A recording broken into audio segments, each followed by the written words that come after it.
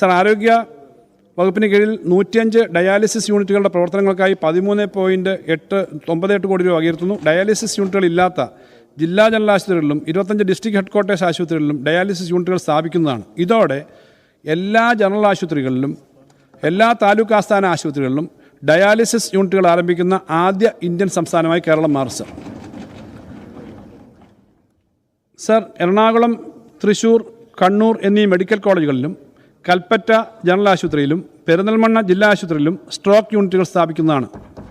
ഇതിനായി 21 കോടി രൂപ വകയിരുത്തുന്നു. സർ, ഇതോടെ എല്ലാ ജില്ലാ തല ആശുപത്രിയിലും സ്ട്രോക്ക് യൂണിറ്റ് സൗകര്യം ഉണ്ടാകുന്ന ആദ്യ ഇന്ത്യൻ സംസ്ഥാനമായി കേരളം മാറും. Sir, institute of cognitive and communicative neuro സയൻസിൻ്റെ തിരുവനന്തപുരം ഷൊർണൂർ സെൻറ്ററുകൾക്കായി 7.34 കോടി രൂപ വകയിരുത്തുന്നു. സർ, NHMൻ്റെ സംസ്ഥാന വിഹിതമായി 465.20 കോടി രൂപ വകയിരുത്തുന്നു. സർ, ഇ ഹെൽത്ത് പ്രോഗ്രാമിന് വേണ്ടി 27.60 കോടി രൂപ വകയിരുത്തുന്നു. സർ, കെമിക്കൽ എക്സാമിനേഴ്സ് ലബോറട്ടറിയുടെ അക്രഡിറ്റേഷനും ISO സർട്ടിഫിക്കേഷനും പുതിയ അഡ്മിനിസ്ട്രേറ്റീവ് ബ്ലോക്കിൻ്റെ ഫേസ് 1 നിർമ്മാണത്തിനുമായി 5 കോടി രൂപ വകയിരുത്തുന്നു. സർ, ചരിത്രത്തിലാദ്യമായി കേരള സർക്കാർ മേഖലയിൽ 1020 പുതിയ BSc നഴ്സിംഗ് സീറ്റുകൾ അനുവദിച്ചു. സർക്കാർ മേഖലയിൽ പുതുതായി 8 നഴ്സിംഗ് കോളേജുകളും സിമറ്റിൻ്റെ കീഴിൽ 7 നഴ്സിംഗ് കോളേജിലും ഈ കാലഘട്ടത്തിൽ നമ്മൾ ആരംഭിക്കുകയുണ്ടായി. സർ, ആരോഗ്യ വിദ്യാഭ്യാസ മേഖലയ്ക്കാകെ വിഹിതമായി 532.84 കോടി രൂപ വകയിരുത്തുന്നു. സർ, കോഴിക്കോട്, കോട്ടയം, തൃശ്ശൂർ മെഡിക്കൽ കോളേജിലായി ഓങ്കോളജി ആൻഡ് ടേർഷ്യറി കെയർ സെൻ്ററുകൾ ഉപകരണങ്ങൾ വാങ്ങുന്നതിന് 20 കോടി രൂപ വകയിരുത്തുന്നു. കൊല്ലം, കോട്ടയം, കണ്ണൂർ, മഞ്ചേരി, ആലപ്പുഴ മെഡിക്കൽ കോളേജുകളിൽ ഇൻവെൻഷണൽ റേഡിയോളജി ഉൾപ്പെടെ അത്യാധുനിക ഇമേജിംഗ് സൗകര്യങ്ങൾ ഒരുക്കുന്നതിനായി 15 കോടി രൂപ വകയിരുത്തുന്നു.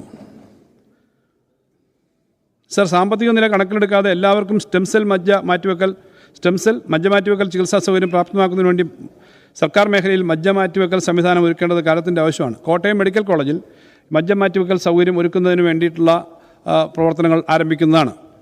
സർ, ക്യാൻസർ ചികിത്സ. സംസ്ഥാനത്ത് ക്യാൻസർ രോഗികൾ വർദ്ധിച്ചു വരുന്ന സാഹചര്യത്തിൽ പ്രാരംഭ രോഗനിർണയത്തിനും പരിചരണത്തിനുമായി 2025-26 ബജറ്റ് ഊന്നൽ നൽകുന്നു. മലബാർ ക്യാൻസർ സെൻ്ററിന് 35 കോടി, കൊച്ചി ക്യാൻസർ സെൻ്ററിന് 18 കോടി, RCCക്ക് 75 കോടി, മെഡിക്കൽ കോളേജ് ജില്ലാ താലൂക്ക് ആശുപത്രി വഴിയുള്ള ക്യാൻസർ ചികിത്സയ്ക്ക് 24.5 കോടിയും ഉൾപ്പെടെ 152.5 കോടി രൂപ ക്യാൻസർ ചികിത്സാ രംഗത്തിനായിട്ട് മാറ്റിവെക്കുന്നു.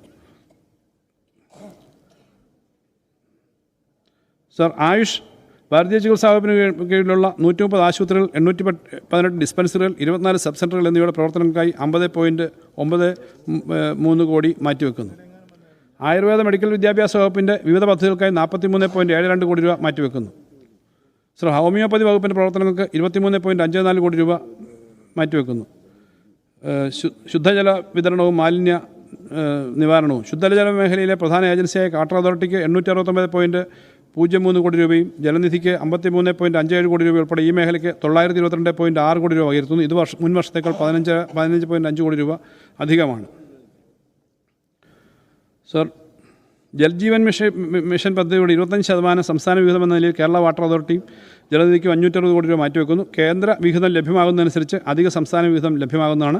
ജലജീവൻ പദ്ധതി 2028 വരെ നീട്ടിയത് കൂടുതൽ ഗുണകരമായി സംസ്ഥാനത്തിന് ഉപയോഗപ്പെടുത്താൻ നടപടി സ്വീകരിക്കും.